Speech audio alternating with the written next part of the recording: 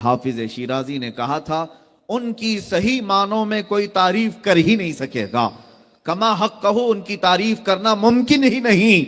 ہاں حاصل کلام یہ ہے خدا کے بعد اگر کوئی مرتبہ ہے تو یا رسول اللہ وہ آپ کا۔ اسی کو امام اہل سنت فاضل بریلوی نے یوں فرمایا تھا، وہ جو نہ تھے تو کچھ نہ تھا، وہ جو نہ ہو تو کچھ نہ ہو۔ بات سمجھ میں آ رہی ہے؟ وہ جو نہ تھے تو کچھ نہ تھا، وہ جو نہ ہو تو کچھ نہ ہو۔ ارے جان ہے وہ جہان کی اور جان ہے تو جہان۔ جو نعرہ لگایا تھا وہ یہ تھا، اے دادانو تمہیں پتہ نہیں جب تک بکے نہ تھے تو کوئی پوچھتا نہ تھا، جب تک بکے نہ تھے تو کوئی پوچھتا نہ تھا۔ یا رسول اللہ تم نے خرید کر ہمیں انمول کر دیا۔ اے سنی مسلمانوں تم انمول ہو، تمہاری قیمت بڑی ہے، تمہاری قیمت کیا تمہاری جوتیوں کو بھی کوئی خریدنے کی طاقت نہیں رکھنا چاہیے۔ ایک عاشق رسول اور غلام رسول کا یہ مقام ہو۔ اللہ تعالیٰ ان جذبوں کو سدا سلامت رکھے اور میلاد مصطفیٰ کی برکتیں اللہ تعالیٰ آخری سانس تک ہمارے سینوں پر قائم۔ کہ 3 بیٹوں کا انتقال ہوا، جاہلانہ رسم و رواج اگر ہمارے ہاں پنپ رہی ہے تو وہ بھی سمجھ لیں۔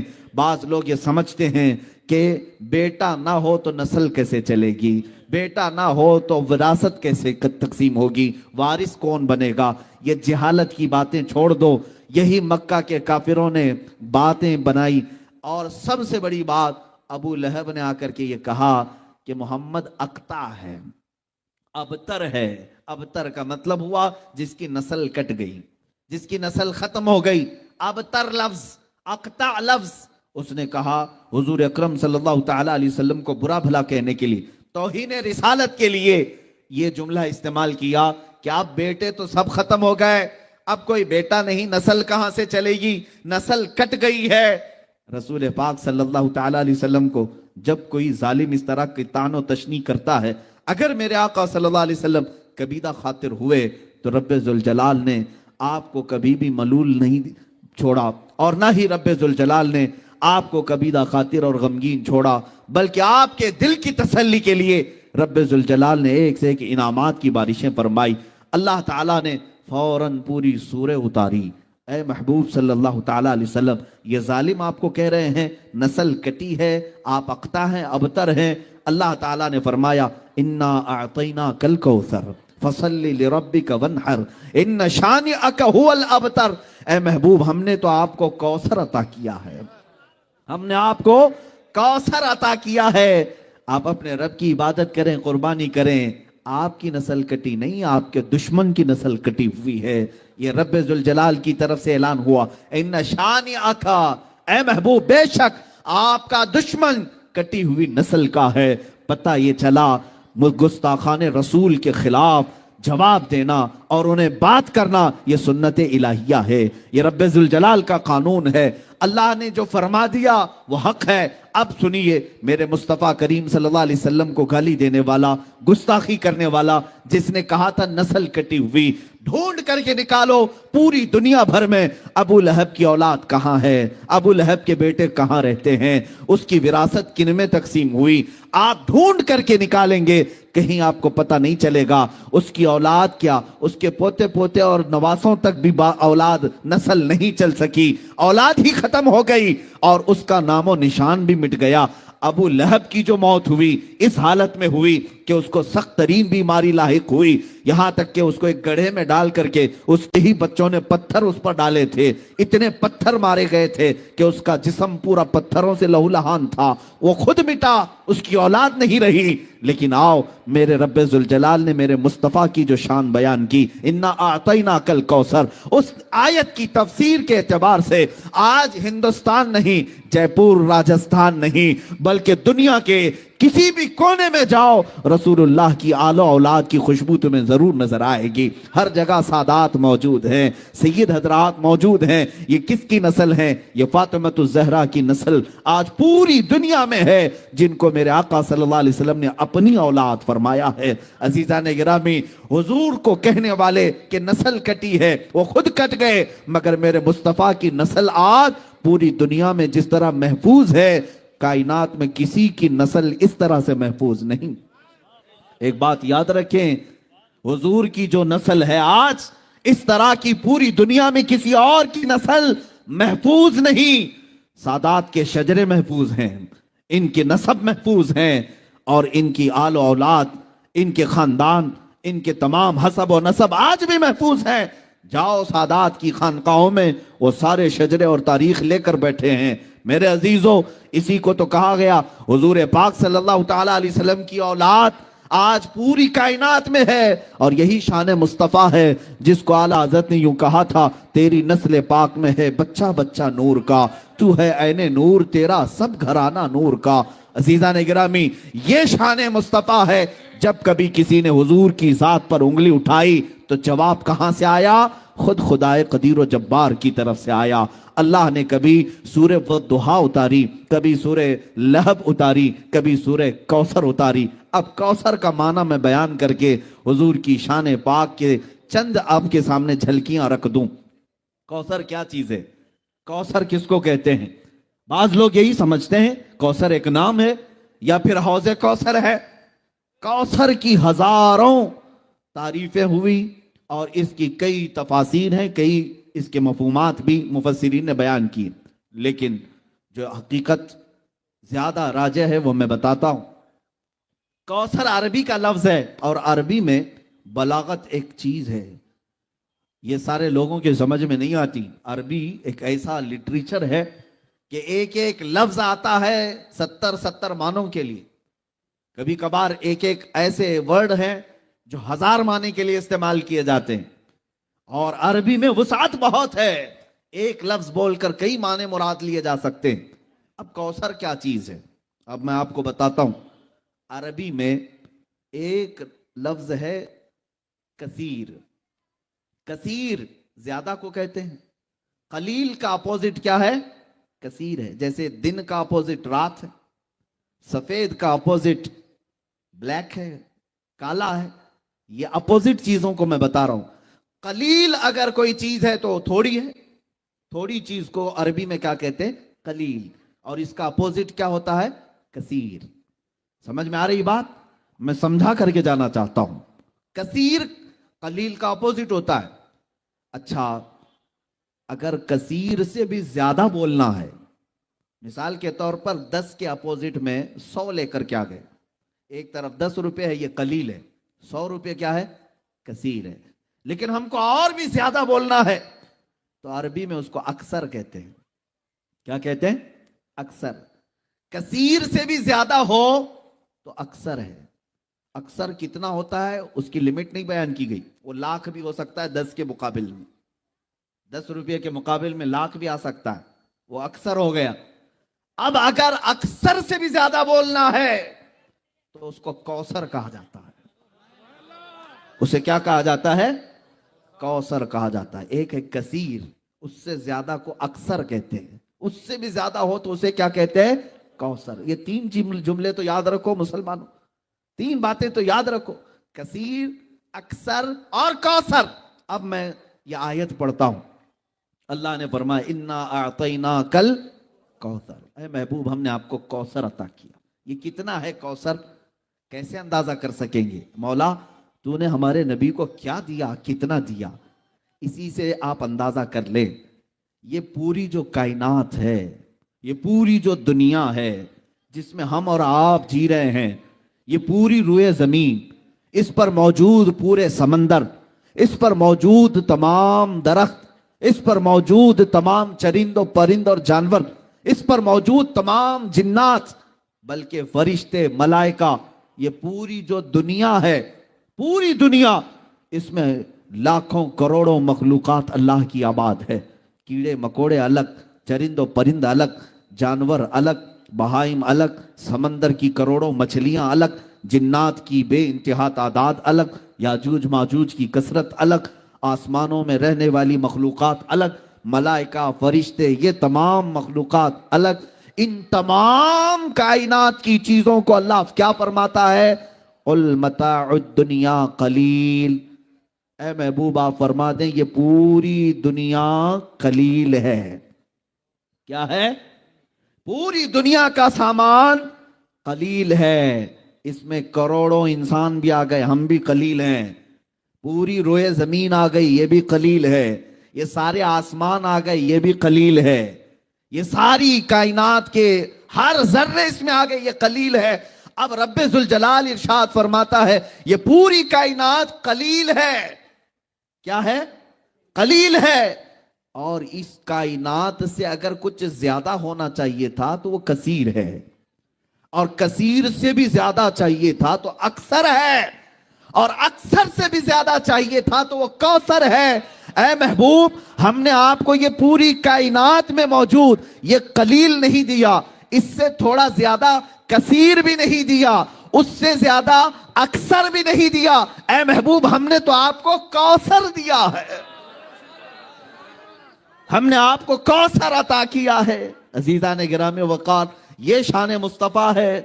رسول پاک صلی اللہ تعالی علیہ وسلم کو اللہ فرما رہا ہم نے کوثر دیا ہے. اسی لیے شاعر نے کہا تھا حسن یوسف دم عیسیٰ ید بیضا داری, آنچ ہما خوباں دارند تو تنہا داری. اے رسول پاک, آپ کو اللہ نے حسن یوسف بھی دیا ہے, اور حسن یوسف ید بیضا, حضرت موسیٰ علیہ السلام کا معجزہ ید بیضا بھی آپ کو دیا گیا, اور حضرت عیسیٰ علیہ السلام کی مسیحائی بھی دی گئی. اور پھر اخیر میں شاعر کہتا ہے وہ تمام خوبیاں جو انبیاء رکھتے تھے یا رسول اللہ وہ تنہا آپ کی ذات میں اللہ نے عطا کی. اور اسی کو اعلیٰ حضرت فرماتے ہیں ذات ہوئی انتخاب وصف ہوئے لاجواب, ذات ہوئی انتخاب وصف ہوئے لاجواب, نام ہوا مصطفیٰ تم پہ کروڑوں درود. میرے آقا صلی اللہ تعالی علیہ وسلم کی شان عظمت میں چند مثالیں عرض کرتے ہوئے آگے بڑھوں گا. سیدنا آدم علیہ السلام کو اللہ تعالیٰ نے صفی اللہ کا خطاب دیا, وہ اللہ کے صفی ہیں. آدم علیہ نبینا علیہ الصلوۃ والتسلیم کثرت بکا میں مشہور تھے, یعنی آپ کثرت سے رویا کرتے تھے. کافی سالوں تک آپ نے گریہ بزاری کی, اور یہ کثرت بکا میرے آقا صلی اللہ علیہ وسلم کو بھی عطا کی گئی. حضرت نوح علیہ السلام نجی اللہ کے خطاب سے سرفراز ہوئے, اور اللہ رب العزت کی بارگاہ میں نجابت آپ کو دی گئی, اور میرے آقا صلی اللہ علیہ وسلم کو رب ذوالجلال نے نجی بھی بنایا.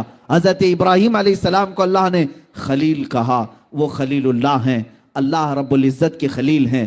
لیکن میرے عزیزو, اللہ تعالیٰ نے اپنے حبیب مصطفیٰ کریم صلی اللہ علیہ وسلم کو حبیب اللہ بنایا. جو ان نبیوں کو صفات دی گئی وہ تمام تر صفات میرے آقا صلی اللہ علیہ وسلم کی ذات پاک میں عطا کی گئی. وہ تمام خوبیاں جو اللہ تعالیٰ نے پچھلے انبیاء کو دی وہ حضرت حضور اکرم صلی اللہ علیہ وسلم کو عطا کی. اب چند مثالیں میں آپ کے سامنے رکھ رہا ہوں. ایک ہے موسیٰ علیہ نبینا علیہ الصلوۃ والتسلیم, ان کے واقعات اکثر سنائے جاتے ہیں اور سنتے بھی ہیں آپ. سیدنا موسیٰ کلیم اللہ علیہ الصلوۃ والتسلیم کی ایک بات میں عرض کرتا ہوں, آپ کوہ طور پر جاتے ہیں اور عرض کرتے ہیں اے رب ذوالجلال میں تیرا دیدار کرنا چاہتا ہوں, میں تجھے کھلے آنکھوں دیکھنا چاہتا ہوں. قرآن پاک میں ہے ربی ارینی, اے اللہ تو مجھے اپنا دیدار کرا دے. اور اللہ کی طرف سے جواب آتا ہے لن ترانی, اے موسیٰ تو ہرگز مجھے نہیں دیکھ سکے گا. بار بار موسیٰ علیہ السلام نے اصرار کیا تو رب تعالیٰ نے پھر کس انداز میں بلایا, فخلع نعلیک انک بالواد المقدس طویٰ, اے موسیٰ اپنی چپلیں اتار دیں, اپنے نالین اتار دیں اور کوہ طور پر آئیں. کوہ طور مصر کی وادی سینا میں موجود ایک پہاڑی کا نام ہے. سیدنا موسیٰ علیہ السلام جب طور پر چڑھتے ہیں وہاں پر حکم کیا ہوتا ہے, قریب موجود ایک دوسری پہاڑی پر ایک درخت ہے, اس درخت پر آپ دیکھتے رہیں. حضرت موسیٰ علیہ السلام اس درخت پر دیکھتے رہے. رب تعالیٰ نے اپنی ذات مبارکہ کی تجلیات میں سے سوئی کے ناکے سے بھی کم ہلکی تجلی اس درخت پر نازل فرمائی. اور روایات یہ بتاتی ہیں فلما تجلی ربہ, اللہ تعالیٰ نے جب اس پہاڑ پر اپنی تجلی کا اظہار فرمایا حضرت موسیٰ علیہ السلام غش کھا کر کے گر گئے. سیدنا موسیٰ علیہ الصلوۃ والتسلیم غش کھا کر کے گر گئے اور پورا پہاڑ جل کر کے راکھ ہوا. آج بھی وہ پہاڑ جلا ہوا موجود ہے, ہم نے دیکھا ہے. اور اس درخت کا سایہ ہر پتھر پر پڑ گیا, پتھر کو 100 ٹکڑے کریں تب بھی اس درخت کا سایہ اس پتھر پر آج بھی نظر آتا ہے. یہ تھا سوئی کے ناکے کے برابر ہلکی تجلی جو رب ذوالجلال نے کوہ طور پر نازل فرمائی. ایک طرف موسیٰ علیہ السلام کو بلایا گیا, آپ نالین اتار کر کے آئیں, اور پھر بہت ہلکی تجلی دکھائی گئی. اتنا ہی دیکھا اور حضرت موسیٰ علیہ السلام کھلے آنکھوں سے نہیں دیکھے، ابھی پلک جھپکتے ہوئے ہی آپ نے دیکھا تھا اور حالت یہ ہو گئی۔ اب سنیے، واپس موسیٰ علیہ الصلوۃ والتسلیم روئے زمین پر تشریف لاتے ہیں۔ جب آپ اپنی قوم کے پاس آتے ہیں، فرمایا گیا اگر کوئی آنکھوں میں آنکھیں ڈال کر موسیٰ علیہ السلام کو دیکھ لیتا تو اس کی آنکھیں چلی جاتی تھی۔ آنکھوں میں اتنا نور تھا، اتنا جلال تھا، اور فرماتے ہیں موسیٰ علیہ السلام کی نگاہوں کی تاثیر اور دور بینی کا عالم یہ تھا کہ نہایت ہی سخت ترین رات، کالے اندھیرے کے اندر حضرت موسیٰ علیہ السلام 3 میل دور، یعنی تقریباً 4.5 کلومیٹر دور، اگر رات کے وقت کسی کالے پتھر پر کالی چیونٹی رینگ رہی ہو، موسیٰ علیہ السلام اسے آسانی سے دیکھ لیا کرتے تھے۔ سیدنا موسیٰ علیہ السلام 3 میل دور رات کے وقت پتھر پر رینگنے والی کالی چونٹی کو دیکھ لیا کرتے تھے۔ یہ کس بات کا کمال تھا؟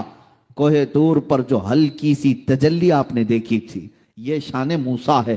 اب آؤ 26 رجب کی وہ تاریخ یاد کرو جب شب معراج ہوتی ہے، میرے آقا صلی اللہ تعالیٰ علیہ وسلم کو آسمانوں پر بلایا جاتا ہے۔ کس شان سے؟ جبرائیل کو اتارا گیا اور حکم دیا گیا، اے جبرائیل جاؤ اپنی پیشانی کو مصطفیٰ کے تلووں سے لگاؤ، اور ان کی پیشانی کی ٹھنڈک پا کر میرے آقا صلی اللہ علیہ وسلم بیدار ہوئے، اور پھر کہا گیا یا رسول اللہ آسمانوں پر آپ کو بلایا جا رہا ہے اور رب ذوالجلال آپ کو اپنے قرب کی منزلیں عطا کرتا ہے۔ حضرت جبرائیل کے ساتھ میرے مصطفیٰ کی شان سے گئے، اس طرح سے نہیں کہ آپ کو چپل اتارنے کا حکم آیا ہو، آپ سے کہا گیا ہو کہ نالین اتاریں، بلکہ یوں حکم ہوا کہ آپ کے لیے براق سواری بھی بھیجی گئی اور پھر اس پر بٹھایا بھی گیا، اور مصطفیٰ کریم صلی اللہ علیہ وسلم کو حرم کعبہ میں پہلے لے جایا گیا، زمزم سے آپ کے سینے مبارکہ کو دھویا گیا، اس کے بعد بیت المقدس کی سرزمین پر لایا گیا۔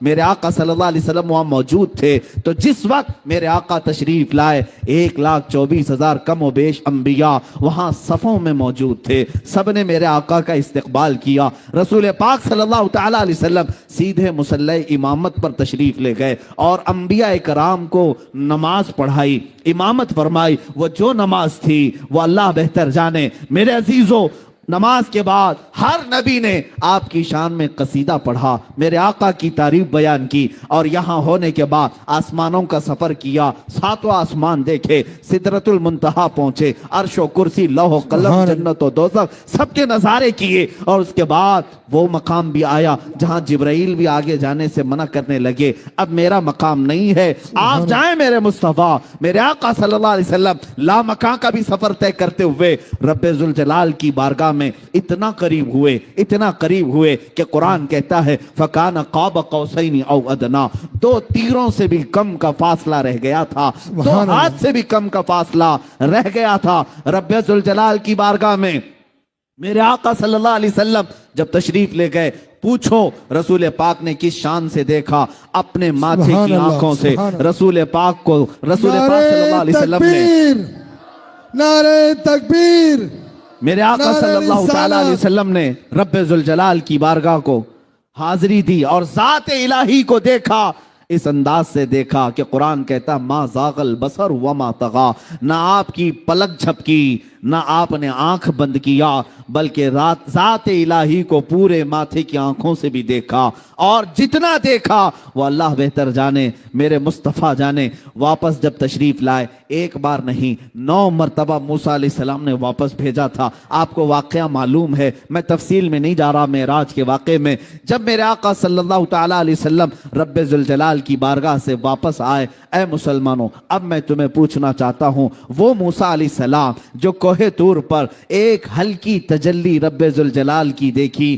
جو سوئی کے ناکے سے بھی کم تھی، اور اتنا دیکھنے کے بعد موسیٰ علیہ السلام کی آنکھوں کا حال یہ تھا کہ وہ 3 میل دور رات کے وقت کسی پتھر پر رینگنے والی چونٹی کو دیکھ لیا کرتے تھے۔ اب مجھے بتاؤ نگاہ مصطفیٰ کا حال کیا ہوگا، جنہوں نے تجلی نہیں، کوئی ذرہ نہیں، بلکہ پورے ذات خداوندی کو دیکھا، اور اللہ رب العزت کی ذات کو دیکھ کر کے واپس جب میرے آقا تشریف لائے، اب مجھے بتاؤ نگاہ مصطفیٰ کا حال کیا ہوگا؟ کیا کوئی ذرہ چھپا ہوگا میرے مصطفیٰ کی نگاہوں سے؟ کیا کوئی تن क्या छुपा होगा मेरे आका की निगाहों से। उन्हीं निगाहों के बारे में इमाम अहले सुन्नत फाजिल बरेलवी ने यूं कहा था, और कोई गैब क्या तुमसे निहा हो भला, और कोई गैब क्या तुमसे छुपा हो भला, जब न खुदा ही छुपा तुम पे करोड़ों दुरूद। जिस तरफ उठ गई दम में दम आ गया, जिस तरफ उठ गई दम में दम आ गया, उस निगाहे इनायत पे लाखों सलाम। नारे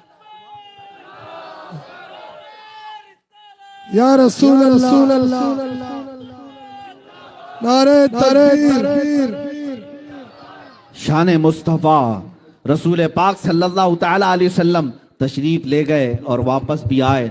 अब यहाँ लगे हाथों एक बात, मेराज का समा तो है नहीं, लेकिन है मीलाद मुस्तफ़ा। हम मेरे आका सल्लल्लाहु तआला अलैहि वसल्लम की शान बयान कर रहे हैं, दर हकीकत हम अपनी किस्मत को बुलंद कर रहे हैं। अजीज़ान गिरामी, लोग जब ये वाक़या सुनते हैं कि मेरे आका हरम काबा में गए, फिर वहाँ से बैतुल मुक़द्दस गए, 1,24,000 अंबिया की इमामत की, अक्सर अंबिया ने उसमें हुजूर की शान में खुतबे पढ़े, पहले आसमान का सफ़र, दूसरे आसमान का सफ़र, 2 आसमानों के बीच में जो सफ़र है वो 500 साल की मसाफत का है, 500 साल की मसाफत का, 7 आसमानों का सफ़र, अर्श व कुर्सी, लौह कलम, जन्नत व दोज़ख, इन सब का नज़ारा करना और फिर ज़ाते खुदाबंदी को देखकर वापस आना। लेकिन कमाल इस बात का है कि जब सुन्नी बयान करता है तो यूं कहता है कि बिस्तर जंजीर भी हिलती रही, बिस्तर भी रहा गरम। यही तो हम कहते हैं ना, जंजीर भी हिलती रही, बिस्तर भी रहा गर्म, ता अर्श गए फिर आए मोहम्मद सल्लल्लाहु अलैहि वसल्लम। हुजूर पाक गए भी आए भी, लेकिन वक्त कितना लगा, 1 मिनट का भी वक्त नहीं था। अब जो फलसफी है, जो अकल के घोड़े दौड़ाता है, वो कहता है मियाँ ये तो आप फेंकम फाक कर रहे होंगे, ऐसी बातें उड़ा रहे होंगे, ऐसा कैसे मुमकिन हो सकता है कि इतने छोटे वक्त में इतना लंबा सफर कैसे कर सकते हैं। मेरे अजीजों, पहले तो मैं इनको अकली जवाब ये दूंगा, आज से 100 साल पहले, 200 साल पहले भी अगर कोई ये कहता कि मैं मुंबई से जयपुर 2 घंटे में आ गया, तब भी लोग उसको बेवकूफ कहते थे, पागल कहते थे, क्योंकि प्लेन नहीं थे, हवाई जहाज का वजूद नहीं था। लेकिन आज अगर कह देंगे तो मान लिया जाता है। मेरे अजीजों, 1400 साल पहले जो मेरे मुस्तफ़ा का सफर हुआ है, वो आज तक के लोगों के अकल में आने वाली बात नहीं है, क्योंकि वो सफर दर हकीकत मौजज़ा है और नूर नूर से मिलने जा रहा है। तो यहां मसाफत किस बात की। मेरे अजीजों, अब मैं जो बात अर्ज करने जा रहा हूं तवज्जो से सुने कि कैसे हुजूर गए भी आए भी और कायनात का वक्त इतना ही रहा, कायनात में इतना ही वक्त था, 1 मिनट का भी वक्त नहीं लगा। बिस्तर भी गर्म था, दरवाजे की जंजीर भी हिल रही थी, जिससे आप वजू फरमा कर गए थे उससे कतरे भी अभी टपक रहे थे।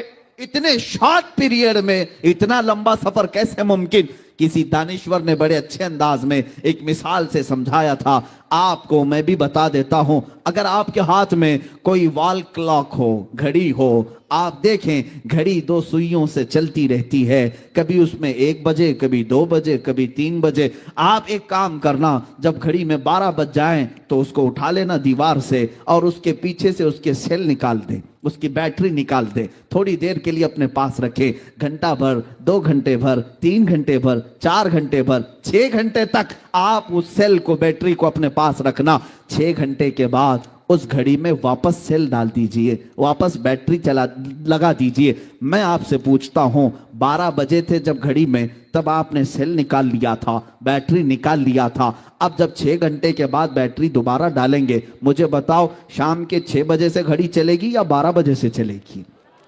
सबको पता है 12 बजे से ही चलेगी। 6 घंटे ये ऑफ थी इसलिए कि बैटरी निकाल ली गई थी, सेल निकाल लिया गया था। मेरे अजीजों, ये मिसाल तुम्हारे जहनों को करीब करने के लिए अर्ज कर रहा हूं। जिस तरह घड़ी की सुइयां बैटरी निकालने से रुक जाती है, जब मेराज की शब थी, मौला रब्बे जुल जलाल ने जाने कायनात मोहम्मदुर रसूलुल्लाह को कायनात से बुलंद कर दिया था और इस कायनात से अपने दरबार में बुलाया था। तो जो निजाम यहां था वो जहां का था वहीं रुक गया। इसलिए कि हमारा यकीन तो ये है, ये कायनात पूरी रब्बे जुल जलाल ने मुस्तफ़ा के सदक़े में बनाई है, मेरे आका के सदक़े में बनाई है। इसकी सुइयां जो कायनात की चलती हैं वो मुस्तफ़ा की शान से चलती हैं, मेरे आका सल्लल्लाहु अलैहि वसल्लम की बरकत से चलती हैं। और जब رسول پاک صلی اللہ تعالی علیہ وسلم معراج کی شب نہ اس روئے زمین پر تھے اور نہ اس کائنات میں تھے، وہ آسمانوں پر گئے۔ اب ہمیں پتہ نہیں 500 سال کے لیے گئے تھے یا 5000 سال کے لیے گئے تھے یا 5 لاکھ سال کے لیے گئے تھے، ہمیں پتہ نہیں، لیکن اتنا ضرور پتہ ہے کہ جب وہ جانے کائنات واپس تشریف لائے تو اس کائنات کا ٹائم اور وقت جہاں رکا تھا واپس وہیں سے چلنے لگ گیا۔ اسی کو امام اہل سنت فاضل بریلوی نے یوں فرمایا تھا، وہ جو نہ تھے تو کچھ نہ تھا، وہ جو نہ ہو تو کچھ نہ ہو۔ بات سمجھ میں آ رہی ہے؟ وہ جو نہ تھے تو کچھ نہ تھا، وہ جو نہ ہو تو کچھ نہ ہو۔ ارے جان ہے وہ جہان کی اور جان ہے تو جہان ہے، جان ہے تو جہان ہے۔ پہلی بات یہ سمجھ جاؤ، میرے آقا صلی اللہ تعالیٰ علیہ وسلم روح کائنات ہیں، اصل کائنات ہیں، مقصد کائنات ہیں۔ اگر مصطفیٰ کریم صلی اللہ علیہ وسلم نہ ہو تو پھر کائنات کا کوئی ذرہ بھی نہیں۔ اقبال نے کیا بہتر انداز میں اس کو یوں اپنے اشعار میں ترتیب دیتے ہوئے کہا تھا، ہو نہ یہ پھول تو بلبل کا ترنم بھی نہ ہو، چمن دہر میں کلیوں کا تبسم بھی نہ ہو، ہو نہ یہ ساقی تو میں بھی نہ ہو، خم بھی نہ ہو، بزم توحید دنیا میں نہ ہو، تم بھی نہ ہو، خیمہ افلاک کا استادہ اسی نام سے ہے، نبض ہستی تپش آمادہ اسی نام سے ہے، دشت میں دامن کوہسار میں میدان میں ہے، موج میں بحر کی آغوش میں طوفان میں ہے، چین کے شہر مراکش کے بیابان میں ہے، اور پوشیدہ ہر مسلمان کے ایمان میں ہے۔ وہ میرے مصطفیٰ کا نام ہی تو ہے جو اس کائنات کو چلا رہا ہے۔ اسی لیے اعلیٰ حضرت نے بھی فرمایا ہے خلیل اللہ کو حاجت رسول اللہ کی، ہم آگے کہتے ہیں صفی اللہ کو حاجت رسول اللہ کی، ہے نجی اللہ کو حاجت رسول اللہ کی۔ ایک بات یاد رکھنا، بمصطفیٰ برساں خیش کے دی ہماوس، اگر بہن رسیدی تمام بو لہبی، اپنے آپ کو نبی کے قدموں تک پہنچا دے، اسی کا نام دین ہے۔ اور اگر وہاں تک نہیں پہنچ سکا تو پوری زندگی ابو لہب کی طرح ہے۔ حضور پاک اصل کائنات، جانے کائنات، روح کائنات۔ اب میرے آقا کی ایک شان اور بھی بیان کر دوں میرے عزیزو، ہمارا یہ جلسہ یہاں جو رونق لگی ہوئی ہے اسی کے چلتے ہوئے، اسی کو مثال میں رکھتے ہوئے عرض کرتا ہوں۔ آپ محسوس کرتے ہیں کہ یہاں پر دنیا کا ایک دستور ہے، یہ اسٹیج آپ نے سجایا، صبح سے ہو سکتا ہے سجا رہے ہوں گے، والنٹیئر یہاں پر ترتیب دے رہے ہوں گے، یہاں پر بہت سارے کارکنان محنت کر رہے ہوں گے، پھول لگائے، اسٹیج سجائے، اور کس کے لیے سجائے؟ ایک مقرر آئے گا، ایک خطیب آئے گا، یہ علماء آئیں گے، اسی لیے۔ چلے میں دوسری مثال دیتا ہوں، آپ کے ہاں شادیاں ہوتی ہیں، شادی میں بھی منڈپ سجایا جاتا ہے، یا ہال میں ہوتی ہے آپ کے ہاں، ہال میں بہت ساری چیزیں سجائی جاتی ہیں، کرسی رکھی گئی، پھول لگائے گئے، ہر طرح سے زیب و زینت کیا۔ کس کے لیے؟ میاں دولہے کے لیے نا۔ باراتی پہلے آ جاتے ہیں کچھ استقبال کرنے کے لیے، پھر دولہا آتا ہے، کرسی پر بیٹھتا ہے، نکاح ہو گیا اور کھانا کھا لیا لوگوں نے، اور اس کے بعد رخصتی ہو گئی۔ دولہا اگر چلا گیا تو مجھے اب جو بات کہنی ہے وہ یہ ہے، اے مسلمانوں سچ بتاؤ، دولہا چلا جائے محفل سے تو کیا وہ سجاوٹ ویسی رہے گی؟ کیا وہ حال میں زیب و زینت ویسی رہے گی؟ سب نکال دیا جائے۔ ارے شام ہونے سے پہلے پہلے حال بحال بھی ہوتا ہے، بہت ساری جگہوں سے ساری زینت اور ساری زیب و آرائش ختم کر دی جاتی۔ ان سے پوچھے میاں کیوں نہیں رکھتے؟ کہا اب دولہا گیا تو پھر اب یہ سب چیزوں کی کیا ضرورت؟ یہ دولہے کے لیے سجائی گئی تھی۔ دولہا آیا، نکاح بھی ہوا اور چلا گیا، اب ہم یہ ساری لائٹنگ نکال دیتے ہیں، پھول نکال دیتے ہیں، کرسی ہٹا دیتے ہیں۔ یہ دنیا کا دستور ہے، دولہا آنے سے پہلے سجایا گیا اور دولہے کے جانے کے بعد ہٹایا گیا، یہی چلتا ہے۔ اب میں آپ کو بتاؤں، حدیث پاک کی روشنی کے مطابق اللہ رب العزت نے اس پوری کائنات میں پہلے زمین کو بچھایا، پھر آسمان کا چھت تانا اور درختوں کے کمکمے لگائے گئے، ستاروں سے جگمگایا گیا، چاند و سورج کو لائٹنگ میں بھیجا گیا، اور 1,24,000 نبیوں کو باراتی بنا کر بھیجا گیا۔ یہ سارا نظام میرے مصطفیٰ کی آمد کے لیے ہو رہا تھا، یہ سارا نظام رسول پاک کی آمد کے لیے چل رہا تھا۔ اسی لیے تو حضرت ادریس بھی کہتے ہیں میں اصل نہیں، میرے بعد ایک نبی آنے والے ہیں۔ موسیٰ بھی کہتے ہیں میں اصل نہیں، میرے بعد ایک نبی آنے والے ہیں۔ عیسیٰ بھی کہتے ہیں میں اصل نہیں، میرے بعد نبی آنے والے ہیں۔ سارے لوگوں نے کہا کہ مصطفیٰ آنے والے ہیں، وہ سب باراتی کے طور پر حضور پاک کی آمد کا انتظار کرتے ہوئے انبیاء آئے۔ میرے عزیزو، یہ زمین کا فرش اور بچھونا، یہ آسمان کا چھت اور یہ درختوں کے کمکمے، یہ سمندروں کا لہلہانا، یہ خوبصورتیاں، تاروں کا جگمگانا، چاند و سورج کا جھلملانا، یہ ساری چیزیں میرے مصطفیٰ کی آمد کے لیے تھی۔ اب بات میں آپ کو بتا رہا ہوں، رب ذوالجلال نے فرمایا لولاک لما خلقت الدنیا والافلاک والارضی، اے محبوب اگر آپ کو پیدا کرنا نہ ہوتا، نہ میں آسمانوں کو بناتا، نہ زمینوں کو بناتا، اور نہ ہی دنیا کو بناتا۔ یہ سب چیزیں اے رسول آپ کے لیے بنائی گئی۔ اب ہم سمجھتے ہیں میرے مصطفیٰ کے لیے بنائی گئی، زمین بچھائی گئی، آسمان کا چھت تانا گیا، یہ سب ستارے جھلملا رہے ہیں۔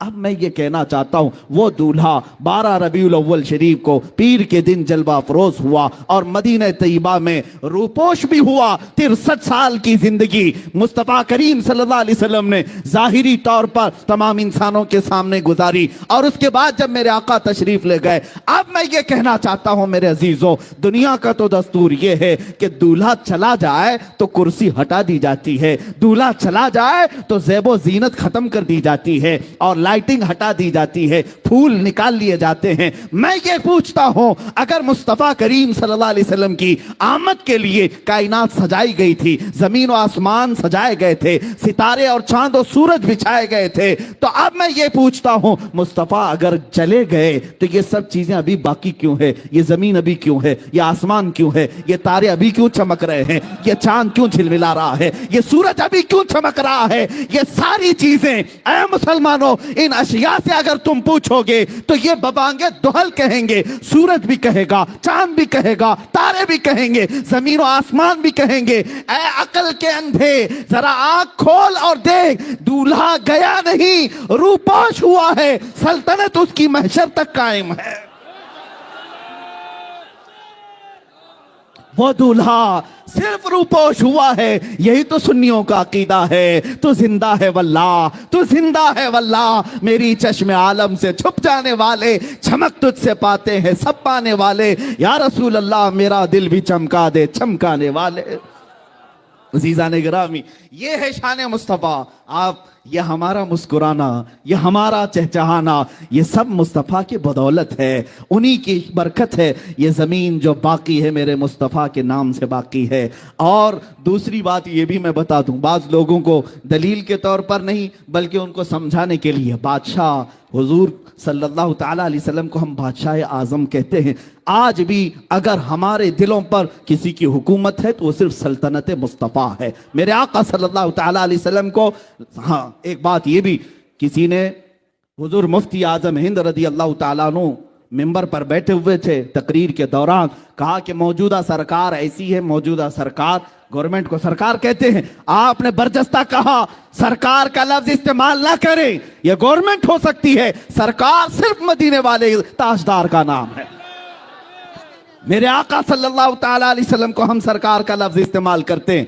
عزیزان گرامی، جملے بدلو، اور آج بھی اگر حکومت ہمارے سینوں پر کسی کی ہے وہ میرے مصطفیٰ کریم صلی اللہ علیہ وسلم کی۔ دیکھیں آپ، 14 صدیاں بیت گئی، ہم نے حضور پاک صلی اللہ تعالیٰ علیہ وسلم کا زمانہ نہیں پایا، اور نہ ہی ان کے زمانے میں ان کے دیدار سے مشرف ہوئے، لیکن 14 صدیاں گزرنے کے بعد بھی آج بھی بحمداللہ ہمارے گھر کے ہر بچے میں یہ جذبہ موجود ہے۔ نام لے کر کے تو دیکھو بچہ گردن دینے کو تیار ہے۔ یہ محبت، یہ اطاعت کس کے ساتھ ہو سکتی ہے؟ بادشاہ کے ساتھ ہو سکتی ہے، اور وہ بھی ایسا بادشاہ جو صرف سروں پر حکومت نہیں کرتا، دلوں پر حکومت کرتا ہے۔ اور اعلیٰ حضرت نے یہی تو کہا تھا، حسن یوسف پہ کٹی مصر میں انگشت زنا، حسن یوسف پہ کٹی مصر میں انگشت زنا، سر کٹاتے ہیں تیرے نام پہ مردان عرب۔ اور ادیب لائل پوری کہتا ہے، ایک شاعر ہیں، یوں کہتے ہیں، ایک شہنشاہ نے بخشے ہیں سمرقند و بخارا کسی محبوب کے رخسار کے دل پر۔ ایک بادشاہ اپنی محبوبہ کے رخسار پر تل، اس پر سمرقند اور بخارا 2 شہر اس نے بخش دیے، انعام میں دے دیے۔ اب وہ شاعر کہتا ہے، ایک شہنشاہ نے بخشے ہیں سمرقند و بخارا کسی محبوب کے رخسار کے دل پر، مگر اے سید عالی تیری ناموس تیری عظمت پر ایک نہیں लाखों हैं कुर्बान गए इश्क के हर कूच व बाजार में, सर अपना हथेली पे लिए करने को हैं तैयार, सर अपना हथेली पर लिए हैं करने को निसार। अजीजान गिरामी, ये मेरे मुस्तफ़ा की शान है। अगर बादशाहत हो तो ऐसी हो कि रूह पर भी हो, कल्ब पर भी हो। आज मैं शान मुस्तफ़ा के सिलसिले में ये भी बात अर्ज करूं, दुनिया का एक कानून ये भी हमने देखा, आपका शहर तो हेरिटेज कहलाता है, बादशाहों का, राजे महाराजाओं का शहर है, और हो सकता है तारीख में तो पढ़ा होगा, आप तो नहीं देखा हो, बादशाह की कुर्सी लगती है और अगल बगल में वजीर भी होते हैं, वजीरों का भी दरबार हुआ करता है। और जब बादशाह उठ जाता है तो वजीर नहीं बैठते, वजीर भी उठ जाते हैं, ये बेअदबी समझी जाती है। बादशाह जब कुर्सी पर है तो उसके पहलू में वजीर होते हैं, और जब तक वजीर बैठे हैं, ये बादशाहों का निजाम होता था कि जब तक वजीर पहलू में बैठे हैं, इस बात की दलील होती कि इसकी बादशाहत कायम है।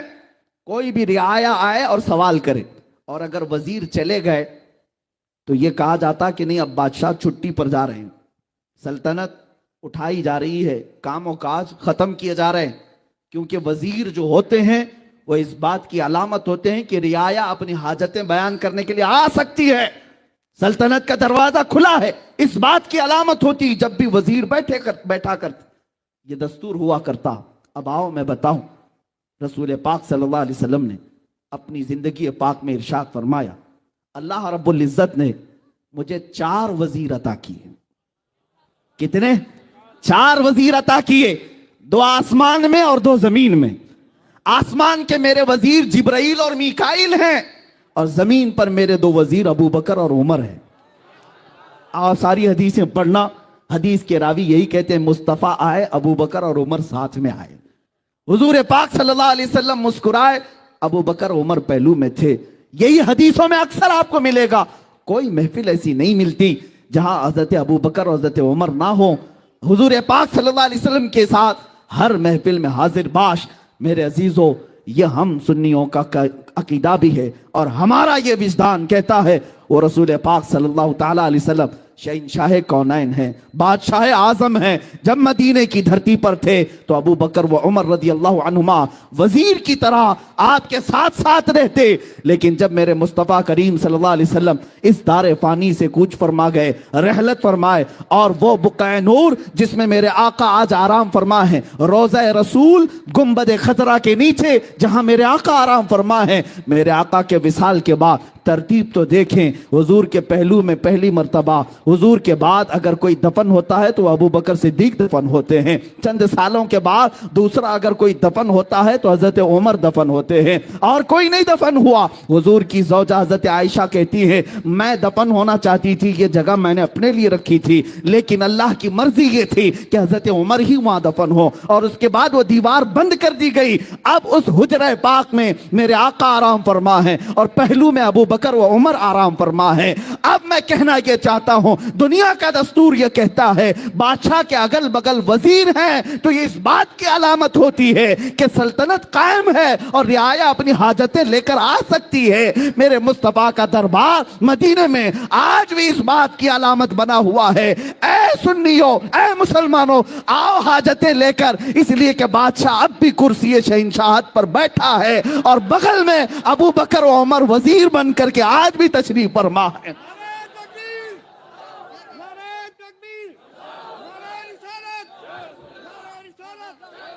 अज़ीज़ान मुकर्रम, बादशाहत आज भी कायम है, और वजीर अब भी पहलू में आराम फरमा है। इतना ही नहीं, मेरे आका फरमाते हैं जब सूर फूंका जाएगा क़यामत के दिन और सारे लोग अपनी अपनी कब्रों से उठेंगे, हुजूर फरमाते सबसे पहले जो अपनी कब्र से उठेगा वो मोहम्मदुर रसूलुल्लाह सल्लल्लाहु अलैहि वसल्लम। हुजूर फरमाते मैं उठूंगा, मेरे बाद अबू बकर और उमर उठेंगे, और फिर हुजूर सल्लल्लाहु अलैहि वसल्लम महशर का मैदान भी किस शान से बयान करते हैं। इरशाद फरमाते हैं मैदान महशर कायम होगा, मैं इस हालत में आऊंगा کہ میرا ایک ہاتھ ابو بکر کے کندھے پر ہوگا، دوسرا ہاتھ عمر کے کندھے پر ہوگا۔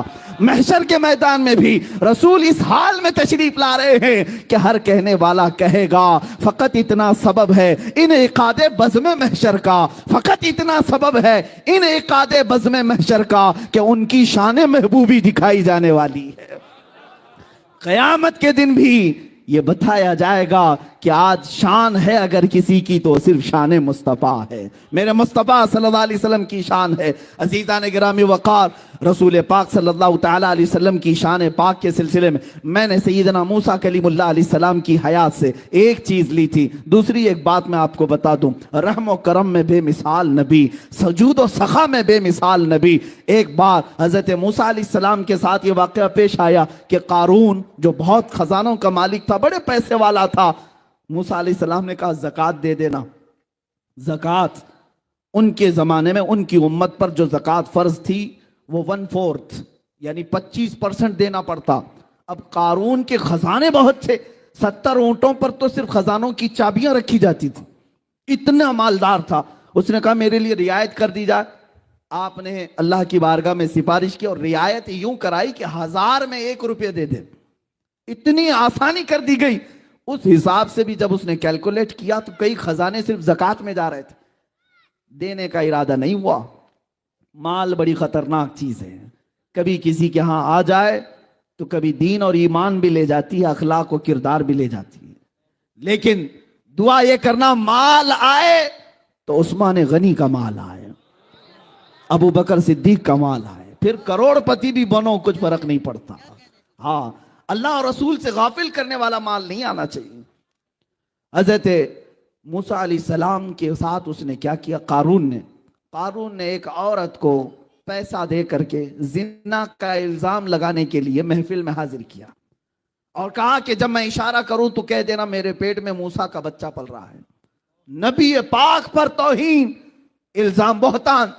عورت بارگاہ میں حاضر ہوئی، سب مجمع میں قارون کھڑا ہوا اور پوچھا زنا کی کیا سزا ہے؟ میرے موسیٰ علیہ السلام نے یوں کہا کہ اس کو پتھر مار کر کے ہلاک کر دیا جائے گا۔ اس نے کہا اگر آپ کریں تو معاذ اللہ۔ موسیٰ علیہ السلام جلال میں آ گئے، اللہ کے نبی، کوئی چھوٹا عیب بھی نبیوں پر نہیں آ سکتا، زنا بہت دور کی چیز ہے۔ اس نے اشارہ کیا عورت کو کہ کھڑی ہو جا، بتا تیرے پیٹ میں کس کا بچہ ہے۔ وہ کھڑی تو ہوئی لیکن بول نہ سکی، تھر تھر کانپتی رہی، اور اس کے بعد کہا مجھے قارون نے پیسے دیے ہیں موسیٰ علیہ السلام پر الزام لگانے کے لیے۔ جب یہ بات سنی موسیٰ علیہ السلام کو اتنا جلال آیا، آپ نے زمین کو حکم دیا اے زمین پھٹ جا اور اسے نگل جا۔ زمین پھٹ گئی، قارون زمین کے اندر دھنستا رہا، دھیرے دھیرے اس کے پیر گھس گئے، کمر تک آ گئی۔ اس وقت اس نے کہا موسیٰ تم مجھے زمین میں دھسا کر میرے خزانوں پر قبضہ کرنا چاہتے ہو؟ موسیٰ علیہ السلام نے رکوا دیا، پھر حکم دیا اے زمین اس کے سارے خزانوں کو نگل جا۔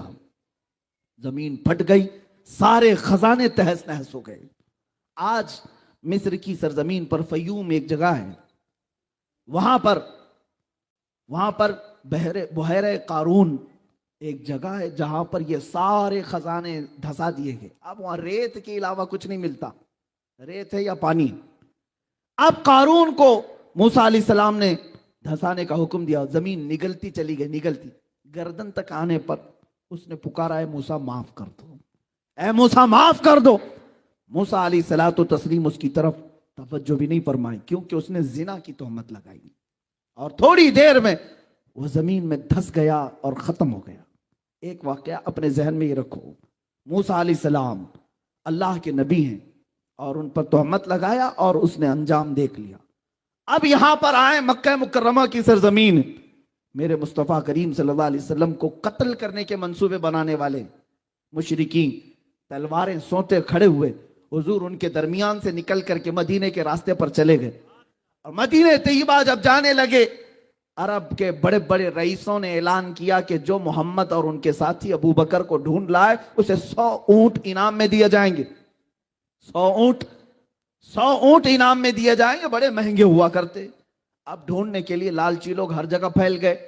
حضور پاک صلی اللہ علیہ وسلم دوسرے راستے سے مدینے کی طرف جا رہے تھے جو عام راستہ نہیں تھا، پھر بھی ایک شخص سراقہ نام کا، हुजूर का पीछा करते करते वहां पहुंच ही गया।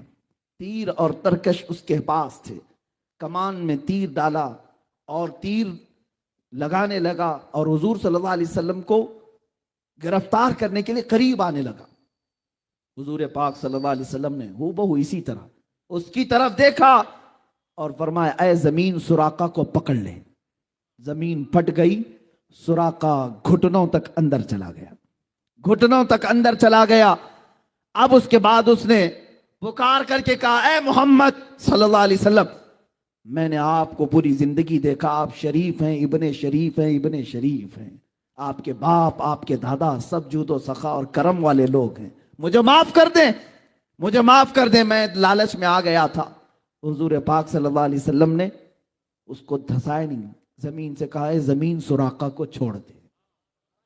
जो जान लेने आया, हुजूर ने क्या फरमाया, सुराका को छोड़ दे।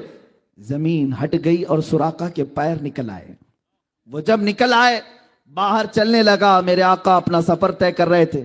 थोड़ी देर के बाद सुराका की नीयत फिर खराब हुई, दोबारा फिर हुजूर का पीछा किया। हुजूर का पीछा करते हुए करीब आया। हजरत अबू बकर ने अर्ज किया, या रसूल अल्लाह, ये फिर आ गया। मेरे आका ने पीछे देखा और फरमाया, ऐ जमीन सुराका को पकड़ ले। दोबारा जमीन फट गई, अब कमर तक धंस गया, कमर तक धंस गया। और उसके बाद फिर चिल्लाने लगा, रोने लगा, ऐ मोहम्मद, आप करीम इब्ने करीम हैं, सखी इब्ने सखी हैं, आप शरीफ नफ्स हैं, आपसे कभी किसी ने बुराई नहीं देखी, मुझे माफ कर दे, मुझे माफ कर दे। मेरे आका ने पलट करके देखा और कहा, जमीन सुराका को छोड़ दे, जमीन सुराका को छोड़ दे। जमीन फिर फैल गई और सुराका के कदम वहां से निकल गए। एक तरफ अता ही अता है, ये है शान मुस्तफा। मेरे अजीजों, सुराका को तो आप जाना था, चला गया। थोड़ी दूर जाने के बाद तीसरी बार फिर नीयत खराब हुई। एक है मेरे मुस्तफा, आजादी पे आजादी देते हैं और दुश्मन फिर हमला पे हमला करना चाहता है। तीसरी मर्तबा आ गया कि आप किसी और रास्ते से आकर पकड़ लूं, 100 ऊंट कहां छोड़ूंगा, लालच। मेरे आका ने तीसरी मर्तबा देखा, फिर फरमाया, ऐ जमीन सुराका को पकड़ ले। जमीन फट गई, अब गर्दन तक चला गया। अब तीर और तरकश तोड़ दिया और कहा, अब सच्ची तौबा करता हूं, अब तो मुझे माफ कर दो।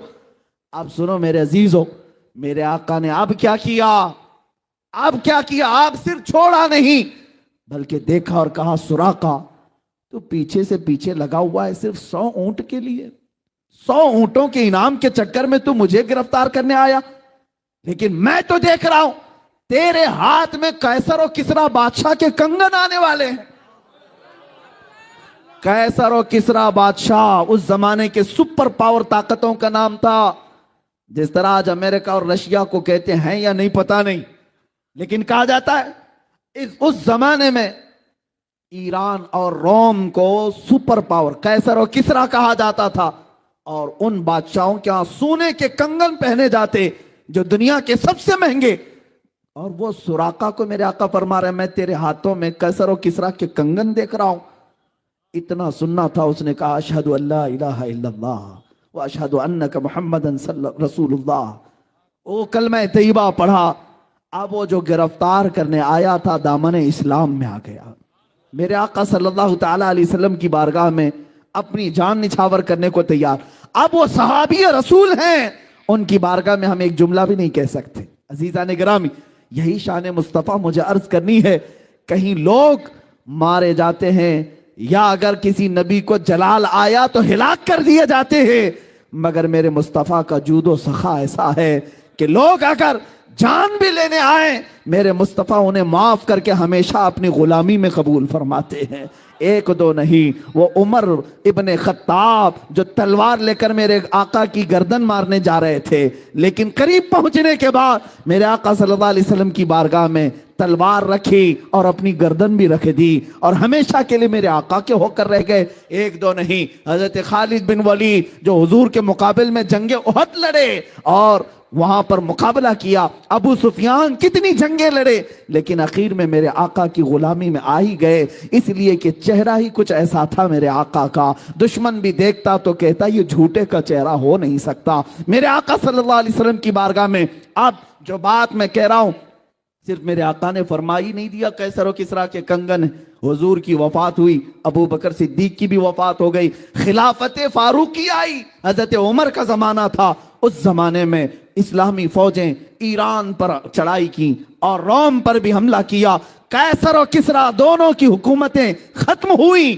اور وہاں سے جو مال غنیمت تھا وہ مدینہ لایا گیا، قیصر و کسریٰ کے وہ کنگن بھی لائے گئے۔ لیکن آپ کو ایک بات بتا دوں، حضرت سراقہ رضی اللہ تعالیٰ عنہ ایک بار حضرت عمر کی خلافت کے زمانے میں بہت شدید بیمار ہوئے، اتنے شدید بیمار ہوئے کہ لوگ آخری بار ان کو دیکھنے کے لیے آنے لگے کہ اب ان کی وفات قریب ہے۔ جب لوگ جمع ہوئے گھر میں، حضرت سراقہ نے جلال میں کہا، کیوں آ رہے ہو تم لوگ؟ سب واپس جاؤ، میں مرنے والا نہیں ہوں، تم سمجھ رہے ہو میں مر جاؤں گا؟ لوگوں نے کہا آپ کی حالت بہت نازک ہے، وفات قریب آ چکی، آپ کی ایسا نزع کا عالم لگتا ہے۔ حضرت سراقہ نے کہا خبردار، میری موت اس وقت تک نہیں آ سکتی جب تک میں اپنے ہاتھ میں قیصر و کسریٰ کے کنگن نہ دیکھ لوں، اس لیے کہ کسی اور نے نہیں کہا، مصطفیٰ جان رحمت نے فرمایا۔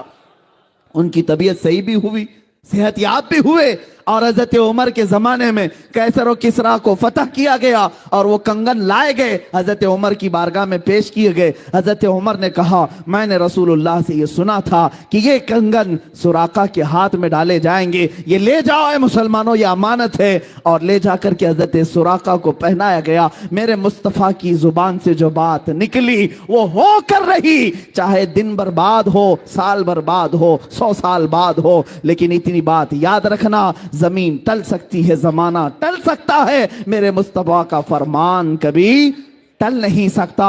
حضرت سراقہ کو کنگن ملنے کے بعد پھر ان کی وفات بھی ہوئی۔ عزیزان گرامی وقار، میں گفتگو طویل نہ کرتے ہوئے اپنی گفتگو کو سمیٹتا ہوں۔ شان مصطفیٰ صلی اللہ تعالیٰ علیہ وسلم یہ ہے کہ ان کا خدا خود بیان کرے، اور میرے آقا صلی اللہ تعالیٰ علیہ وسلم کی دنیا میں شان یہ تھی۔ لوگوں نے حاتم طائی کی سخاوت بیان کی، حاتم طائی کے کئی دروازے تھے، جس دروازے سے آدمی جاتا اسے حاتم طائی دے دیتا تھا، نوازتا تھا، لیکن لوگوں نے کہا رسول پاک کی بارگاہ میں جب کبھی کوئی آتا تو ایک ہی دروازہ تھا۔ لوگوں نے یہ کہا ادھر ایک دروازہ اور حاتم طائی کے 7 دروازے۔ کسی عاشق نے کیا خوب جواب دیا، ایسا کیسا ہو سکتا؟ سخی ہیں، حاتم طائی سے بڑے سخی ہیں، اس کے تو 7 دروازے تھے، ان کا تو ایک دروازہ تھا۔ عاشق رسول نے کہا میاں حاتم طائی کے 7 دروازے اس لیے تھے کہ ایک دروازے سے پیٹ نہیں بھرتا سائل کا، دوسرے دروازے پر جاتا، دوسرے میں پیٹ نہیں بھرتا، تیسرے پر جاتا، تیسرے میں پیٹ نہیں بھرتا، چوتھے میں جاتا۔ وہ 7 دروازوں کے چکر اسی لیے لگاتا کہ ایک دروازے پر پیٹ نہیں بھرتا۔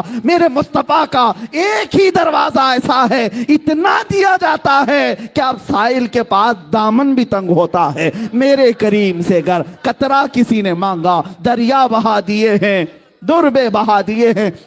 اس میں ایک بات میں عرض کر دوں، بڑی لگتی ہوئی بات ہے، میلاد قریب آ رہا ہے، ہم سب کے لیے علاج بھی ہے، دوا بھی ہے۔ میں تقریباً ہر میلاد میں اس حکایت کو بیان کرتا ہوں، سعادت الدارین میں موجود یہ حکایت ایمان افروز ہے۔ ایک غریب آدمی، مفلس آدمی، قرض میں ڈوبا ہوا، پریشان حال، کئی لوگوں کے قرضے لیا ہوا آدمی تھا، اور اس کے جو قرض دار تھے انہوں نے پیسے مانگے، جب وہ دے نہیں سکا تو قاضی اسلام جو اس وقت تھے ان کے پاس مقدمہ کر دیا کہ یہ ہمارے پیسے لیتا ہے، کھا جاتا ہے، دیتا نہیں۔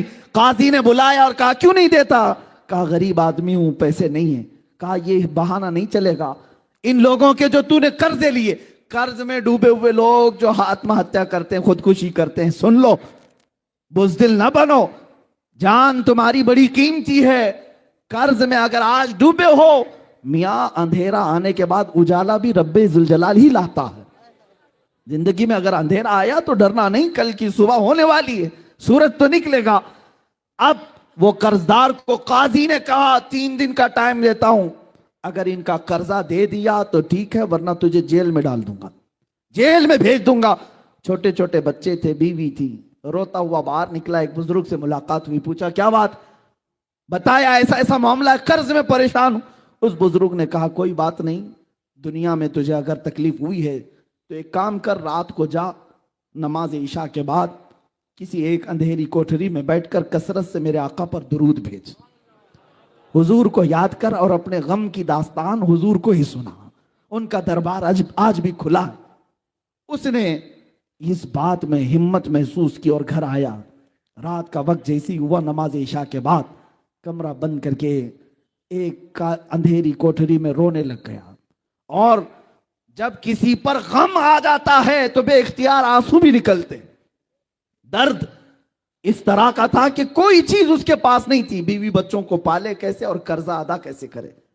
روتا روتا درود تو پڑھتا رہا اور جب کافی رات ہو گئی آنکھ لگ گئی وہیں گر گیا, بستر پر لمبا ہو گیا. اور میرے عزیزو یہی وہ رات تھی جب خواب میں تاجدار مدینہ تشریف لائے, میرے آقا صلی اللہ علیہ وسلم تشریف لائے. اللہ اللہ, وہ آفتاب رسالت, چمکتا ہوا چہرہ, گلاب کی پنکھڑیوں والے لب, جب میرے آقا تشریف لائے یہ کھل گیا اور خواب میں ہی میرے آقا کے قدموں میں گرا. میرے آقا صلی اللہ علیہ وسلم نے کیا فرمایا, اے میرے غلام کیا تو نے مجھے یاد کیا, کیا تو نے مجھے پکارا. ایک بات ہم نے بزرگوں سے سنا ہے, محمد کو ہم غم گساروں میں ڈھونڈو, محمد کو ہم بے قراروں میں ڈھونڈو. رسول پاک صلی اللہ تعالی علیہ وسلم جب کسی کا دل ٹوٹ جائے اس کے ہاں تشریف لاتے ہیں. اب اس غریب نے رونا شروع کیا, آقا میرے حال سب آپ پر آیا ہیں, آپ جانتے ہیں میں مفلس آدمی, غریب آدمی, تنگ دست آدمی. یہ حضور کی وفات کے 400 سال بعد کا واقعہ ہے, حضور کی وفات کے 400 سال بعد کا واقعہ. رونے لگا, کہا کہ میں قرض سے پریشان ہوں, قاضی نے مجھے کورٹ میں بلا کر کے کہا 3 دن میں اگر قرضہ نہیں دے گا تو جیل میں ڈال دوں گا, میرے بچوں کا کیا ہوگا, میری بیوی کا کیا ہوگا. رسول پاک صلی اللہ تعالی علیہ وسلم صاحب عطا ہیں, وہ کسی کو مایوس نہیں کرتے. ارشاد فرمایا ایک کام کر, کل صبح اٹھنے کے بعد شہر میں چلے جانا, شہر میں بادشاہ کا ایک وزیر ہے, اس کا فلاں نام ہے, وہ میرا بڑا عاشق ہے, میرا بڑا عاشق ہے, اس کے پاس جا کر کے کہہ دینا کہ تجھے رسول اللہ نے بھیجا اور جتنے مال کی ضرورت ہے اس سے لے لینا. خواب میں میرے آقا نے فرمایا. اب اس غریب نے, اس مفلس آدمی نے یہ پوچھا, یا رسول اللہ بادشاہ کے وزیر کا دربار بڑا, لوگ بڑے آتے ہیں, اگر میں جاؤں, پہلی تو میری کوئی حیثیت نہیں, میں غریب فقیر آدمی, اور کہہ دوں کہ رسول اللہ نے بھیجا, وہ اگر پوچھے گا ثبوت تو میں کیا ثبوت دوں, کوئی پروف, کیا میں پروف دوں. سنیے میرے عزیزو, اللہ کے نبی نے فرمایا اگر وہ تجھ سے سوال کر لے تو اتنا کہہ دینا اس کے اور میرے بیچ میں ایک راز کی بات ہے جو کوئی نہیں جانتا. حضور نے راز کی بات بیان کی, جو وزیر ہے اس کا ایک راز ہے جو میں تجھے بتاتا ہوں, اس نے آج تک اپنی بیوی کو نہیں بتایا. وہ روزانہ رات کو سونے کے بعد سورج نکلنے سے پہلے پہلے تک 1000 بار مجھ پر درود بھیجتا ہے, ہر رات کو چھپ کر کے 1000 بار درود بھیجتا ہے. لیکن اس کے پاس جانا تو یہ کہنا کہ اے وزیر کل کی رات تو نے درود پڑھنا بھول گیا اور سو گیا غفلت میں, کل کی رات تو نے درود نہیں پڑھا, جا کر کے اتنی بات کہہ دے. میرے آقا نے فرمایا اب یہ غریب آدمی وزیر کے دربار میں آیا اور آنے کے بعد کہا کہ میں آپ سے اپنی حاجت لے کر کے آیا ہوں, مجھے رسول اللہ نے بھیجا ہے. وزیر نے کہا کہ میاں آج لوگ بڑی بات کرنے لگ گئے, مانگنا بھی ہے تو صحیح سے نہیں مانگتے, ایسی بات کرتے ہیں, حضور نے بھیجا کیسے تو کہتا ہے. اس فقیر نے کہا, بڑے اس کو یقین تھا, اس نے کہا ہاں مجھے نبی اکرم صلی اللہ علیہ وسلم نے یہ بھی بتایا روزانہ سورج نکلنے سے پہلے پہلے تو 1000 بار درود پڑھتا ہے اور کل کی رات بھول گیا اور غفلت میں سو گیا. اتنا سنتے ہی وہ اپنی کرسی سے اچھل آیا اور کہا یہ بات میں نے اپنی بیوی کو تک نہیں بتائی, کسی کو نہیں معلوم, اور اگر تو جانتا ہے تو آج تو میں کامیاب ہو گیا, آج تو میں کامیاب ہو گیا. اب مجھے یقین ہوا کہ میرا درود حضور تک پہنچ بھی رہا تھا, میرے آقا سن بھی رہے تھے. اے آنے والے بتا تجھے کیا چاہیے. اس نے کہا میری یہ حاجت ہے. اس وزیر نے کہا 1 2 نہیں, میرا پورا خزانہ تیرے لیے ہے. آج تو نے جو بشارت لائی ہے, آج جو خوشخبری لائی ہے, وہ میری زندگی کی معراج ہے. جس مصطفیٰ کے لیے میں رات رات بھر بیٹھ کر کے درود پڑھتا تھا, ایک غریب نے میرے مصطفیٰ کی بشارت میرے گھر تک لائی آئی ہے۔ عزیزان گرامی وقار، وہ خوش ہو کر بہت سارے مال سے اسے نوازا۔ سنو، ابھی واقعہ ختم نہیں ہوا، اصل بات تو یہاں شروع ہوتی ہے۔ اب وہ لے کر کے آیا، 2 دن بھی نہیں گزرے تھے، قاضی اسلام کے پاس آیا اور قاضی صاحب سے کہا ان قرضداروں کو بلاؤ جو مجھے بار بار قرض کا تقاضا کرتے ہیں، مال کا تقاضا کرتے ہیں۔ انہیں بلایا گیا، قاضی اسلام عدالت کی کرسی پر بیٹھے اور اس کے بعد اس مفلس اور غریب نے کہا آج جس کا جتنا قرض ہے سب دینے کو تیار ہوں، مال بھی میرے پاس ہے، پیسہ میرے پاس ہے، سب دے دوں گا۔ قاضی نے اس کی بات دیکھی اور سنی تو کہا بیٹھ جا کرسی پر تھوڑی دیر کے لیے۔ تھوڑی دیر بٹھانے کے بعد اب قاضی جو مقدمے میں شروع میں 3 دن پہلے جیل کی دھمکی دیا تھا، اب کہتا ہے اے مفلس غریب آدمی، آج کی عدالت میں فیصلہ بدل گیا ہے، تیرا قرض میں اپنی جیب سے ادا کروں گا، تیرا قرض میں اپنی جیب سے ادا کروں گا۔ وہ کھڑا ہو گیا، پوچھا 3 دن پہلے تو تم مجھے جیل میں ڈالنے کی دھمکی دے رہے تھے اور آج اپنا قرضہ، میرا قرضہ تم اپنی جیب سے دینا چاہتے ہو؟ یہی بات 3 دن پہلے بھی کر سکتے تھے۔ قاضی اسلام کھڑے ہو کر کے کہتے ہیں در حقیقت 3 دن پہلے میں تجھے جانتا پہچانتا نہیں تھا، جب یہاں سے تو چلا گیا، رات کو جب سویا میرا مقدر جگہ میرے آقا تشریف لائے، خواب میں میرے آقا تشریف لائے اور تیری طرف دکھا کر کے میرے آقا نے فرمایا اے قاضی اس کا فیصلہ نرم کر دے، یہ غریب میرا امتی ہے، یہ آج مفلس ہے، اس کے لیے نرمی کر، اگر تو اپنے مال سے قرض ادا کرے گا تو میں اللہ کی جنت میں تجھے محل عطا کروں گا۔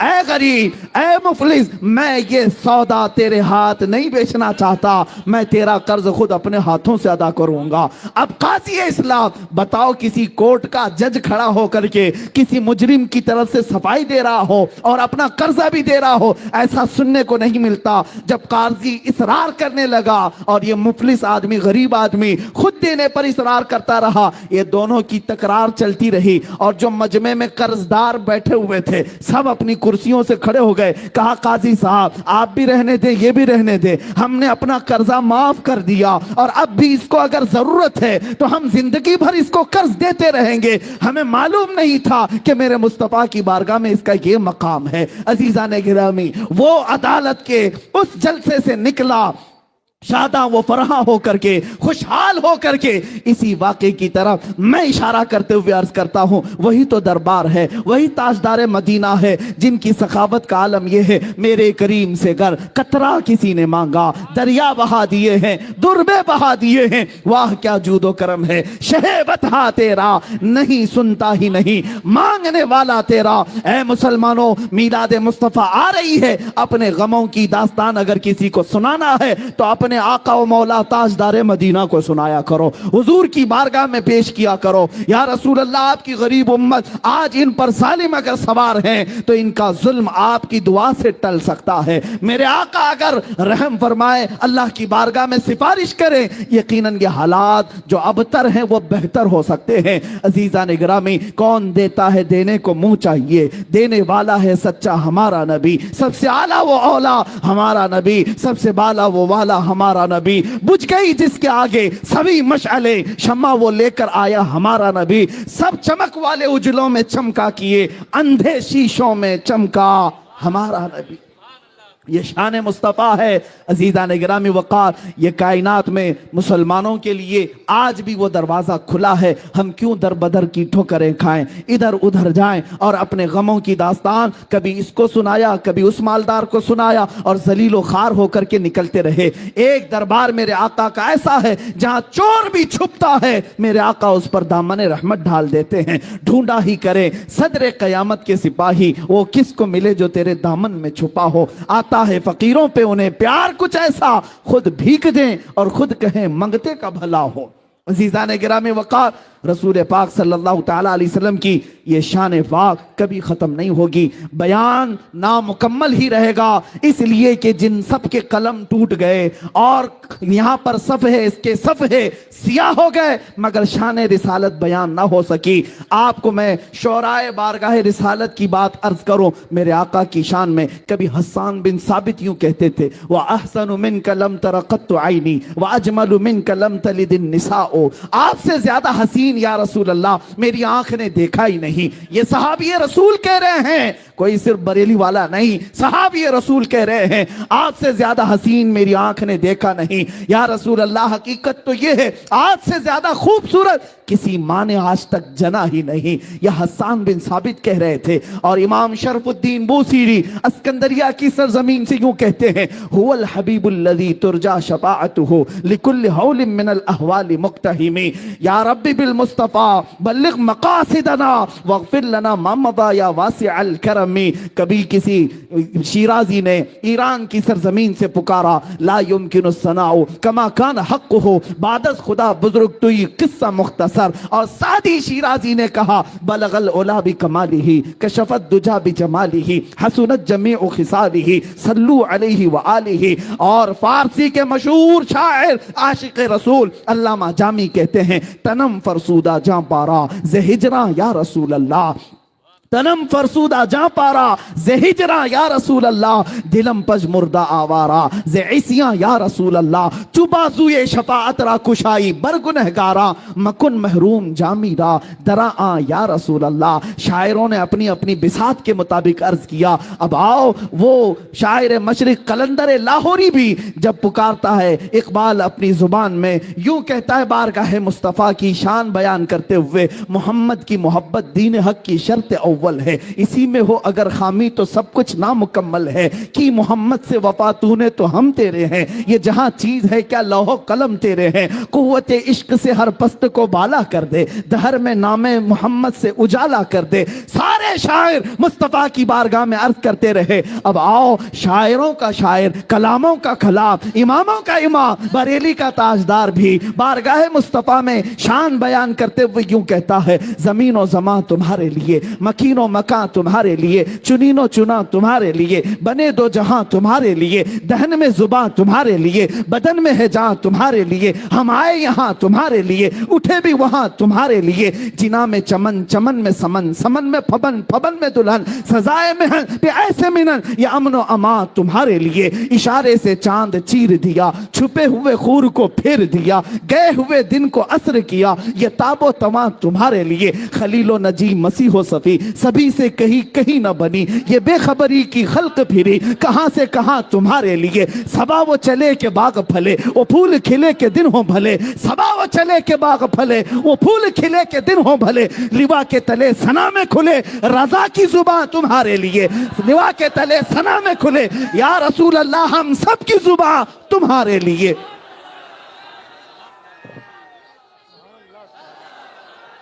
بارگاہ مصطفیٰ صلی اللہ تعالیٰ علیہ وسلم میں اتنی ہی بات نہیں، شان مصطفیٰ بیان کرتے ہوئے عاشق رسول کہتا ہے دنیا والے جو بھونکتے ہیں بھونکنے دو، میرے مصطفیٰ کی شان نہ کبھی کم ہوئی نہ کبھی کم ہوگی۔ کوئی کتا خارش زدہ اگر میرے مصطفیٰ کی شان میں بھونکتا ہے ان قریب وہ کھجلی اسے لے کر کے مرے گی، تو گھٹا ایسے کسی کے نہ گھٹا ہے نہ گھٹے گا یا رسول اللہ، جب بڑھائے تجھے اللہ تعالیٰ تیرا، مٹ گئے مٹتے ہیں آدھا تیرے، نہ مٹا ہے نہ مٹے گا کبھی چرچا تیرا یا رسول اللہ، رہے گا یوں ہی ان کا چرچا رہے گا، پڑے خاک ہو جائیں جل جانے والے یا رسول اللہ۔ اگر کوئی کہتا ہے خبیث النفس مردود زمانہ پاکھنڈی وقت میرے مصطفیٰ کی شان میں اپنی دریدہ ذہنی کہتا ہے تو اس کے کہنے سے میرے مصطفیٰ کی شان میں ایک نقطہ بھی عیب کا نہیں آ سکتا۔ ہمارا تو عقیدہ یہ ہے یا رسول اللہ، سرور کہوں کہ مالک و مولا کہوں تجھے، باغ خلیل کا گلے زیبا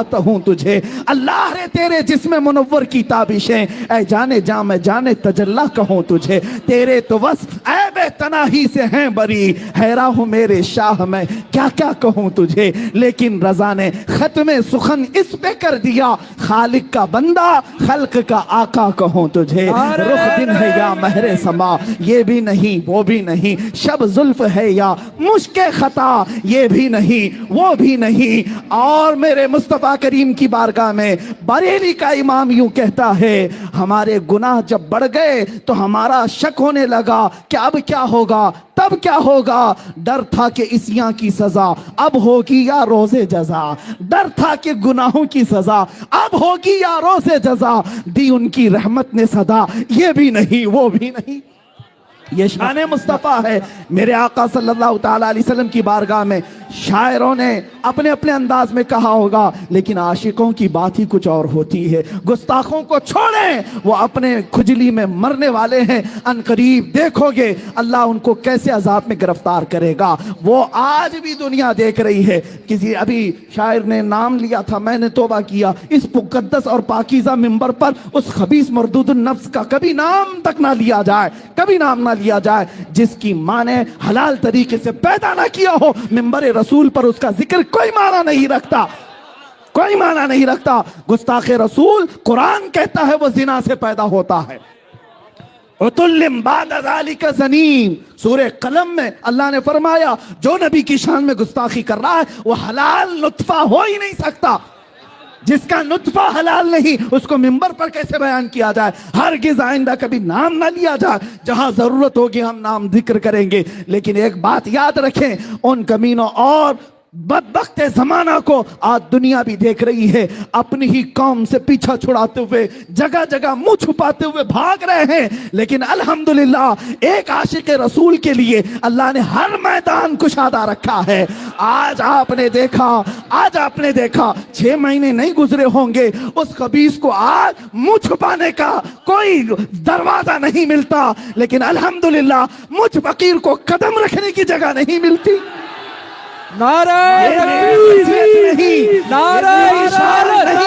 ये मेरा मकाम नहीं, बात सिर्फ इतनी है, जो मेरे नबी की शान बयान करेगा, मुस्तफा का नाम लेगा, मौला उसे चांद से ज्यादा बुलंद भी करेगा। उनके जो हम गुलाम थे, खल्क के पेशवा रहे, उनसे फिरे जहां फिराई कमी वकार में। ये एक बात याद रखना है सुन्नी मुसलमानों, तुम्हारी इज्जत, तुम्हारी ताकत, तुम्हारी कुव्वत का राज सिर्फ ये है कि मोहम्मद से वफा तूने। तो हम तेरे मौला फरमाता है, उसकी तर्जुमानी ये इकबाल कहता है, ये जहां चीज है क्या लौह कलम तेरे है। तुम कौन से तख्त की बात करते हो, तुम्हें भीख मांगने की भी जरूरत नहीं आएगी, किसी इलेक्शन में वोट मांगने की भी जरूरत नहीं पेश आएगी। आपने देखा एक अताए रसूल मदीने से चल करके अजमेर की धरती पर आया, आशिक रसूल ही तो था, आशिक रसूल, अताए रसूल, आले रसूल आया, किसी से इलेक्शन में वोट नहीं मांगा। 800 साल हो गए, कुर्सी अभी भी कायम है, आज भी हुकूमत कायम है। ये हुकूमत ये इस तरह से जुल्म से हासिल की हुई नहीं होती, ये अल्लाह रब्बुल इज्जत की तरफ से वफादारी रसूल में दी जाती है।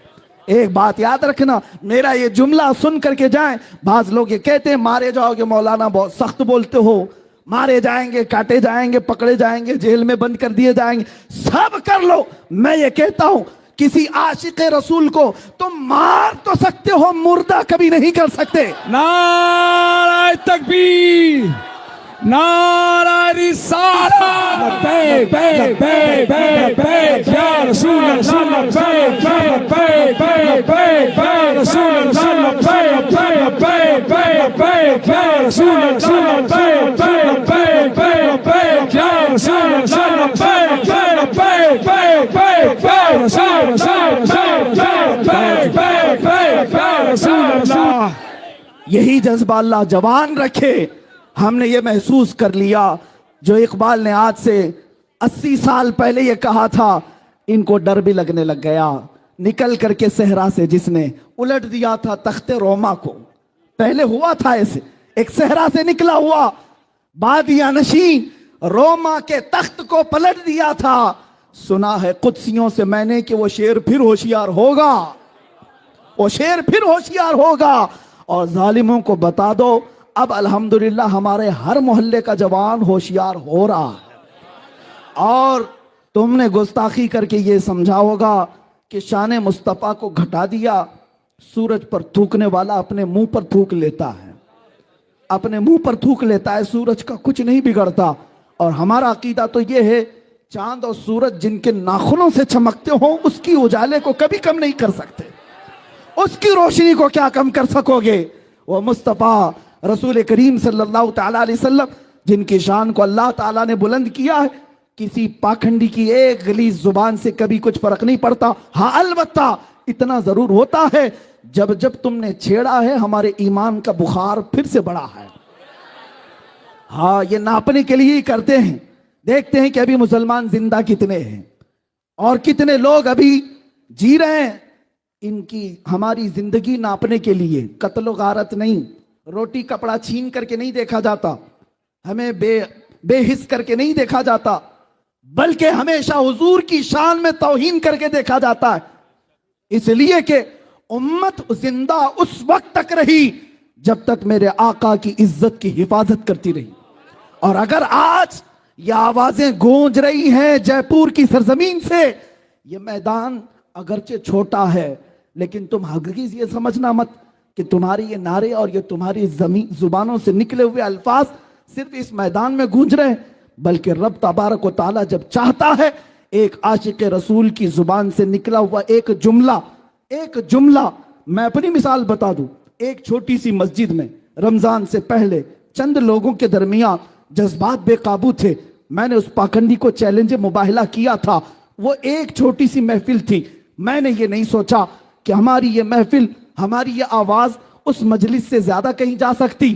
لیکن ایک مہینہ نہیں گزرا تھا, امریکہ سے بھی فون آتے ہیں, UK سے بھی فون آتے ہیں, نیوزی لینڈ اور افریقہ سے بھی فون آتے ہیں, افریقہ اور پاکستان سے بھی, ہندوستان کے ہر شہر سے فون آتے ہیں, اور کہا جاتا ہے آپ کی زبان سے نکلا ہوا وہ جملہ ہم نے بھی سنا. یہ میں اپنے کمال اور تعریف کے لیے نہیں کہتا, بلکہ اے سنی مسلمانوں اپنی حیثیت کو پہچانو. زبان سے کہنا تمہارا کام ہے, پہنچانا رب ذوالجلال کی شان ہے. مولا کریم ہے, جب وہ چاہتا ہے تو غریبوں سے بڑے بڑے تختوں کو پلٹ دیتا ہے. اور چند ہی لوگ کسی کی اوقات یاد دلا سکتے ہیں. کبھی اپنی حیثیت اور اپنی طاقت کی طرف توجہ نہ کرنا کہ ہم سے کیا ہوگا, ایک میدان سے آواز جائے گی تو کیا ہوگا تمہیں پتہ نہیں. کفر دم توڑ دے گا ٹوٹی ہوئی شمشیر کے ساتھ, ٹوٹی ہوئی شمشیر کے ساتھ. بات سمجھیں, کفر دم توڑ دے گا ٹوٹی ہوئی شمشیر کے ساتھ, گر تم نکل آؤ نعرہ تکبیر کے ساتھ. نعرہ تکبیر, نعرہ رسالت یا رسول اللہ, نعرہ رسالت یا رسول اللہ. کسی کی جے وجے کیوں پکاریں, کیا غرض ہم کو, کسی کی جے وجے کیوں پکاریں, کیا غرض ہم کو. ہمیں کافی ہے سید اپنا نعرہ, ہمیں کافی ہے سید اپنا نعرہ. یا رسول اللہ, نعرہ رسالت, یا رسول اللہ, نعرہ رسالت, یا رسول اللہ, نعرہ رسالت. یا رسول اللہ. حشر تک ڈالیں گے ہم پیدائش مولا کی دھوم, مثل فارس نجد کے قلعے گراتے جائیں گے. خاک ہو جائیں عدو جل کر مگر ہم تو رضا, دم میں جب تک دم ہے ذکر ان کا سناتے جائیں گے. سانس جب تک باقی ہے یا رسول اللہ تمہارا ذکر کرتے رہیں گے. آج سے یہ اس میدان سے ہر مسلمان یہ عہد کر کے اٹھے گا, گھر جاؤں گا بچے کو تربیت بھی دوں گا, ABCD الف با بعد کی بات ہے, پہلے اس کے کانوں میں یہ بات ڈالوں گا, میں سو جاؤں یا مصطفیٰ کہتے کہتے, میں سو جاؤں یا مصطفیٰ کہتے کہتے, کھلے آنکھ میری صلی علی کہتے کہتے. میری شام ہو تو مصطفیٰ کے نام اور صبح ہو تو مصطفیٰ کے نام. جب یہ جذبہ تمہارے بچوں کے دلوں میں آ جائے پھر تم انہیں جنگل میں بھی چھوڑ دینا, تمہارا یہ بچہ درندے شیروں سے بھی کبھی گھبرائے گا نہیں, سبحان اللہ, کبھی نہیں گھبرائے گا.